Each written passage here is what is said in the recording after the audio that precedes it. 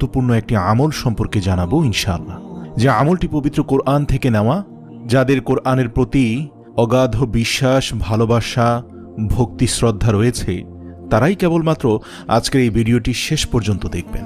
প্রিয় দর্শক, সূরা ফাতিহা আল্লাহ তাআলার অপূর্ব এক সৃষ্টি। এটি মুসলিম জাতির জন্য বড় ধরনের একটা নিয়ামত।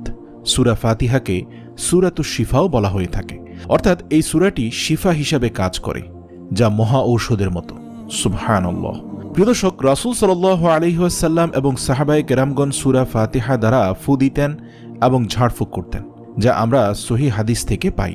তাছাড়াও আজকে আমি আপনাদের জানাবো সরিষার তেলে সূরা ফাতিহা পড়ে ফু দিয়ে তা খেলে অথবা মালিশ করলে কি হয়।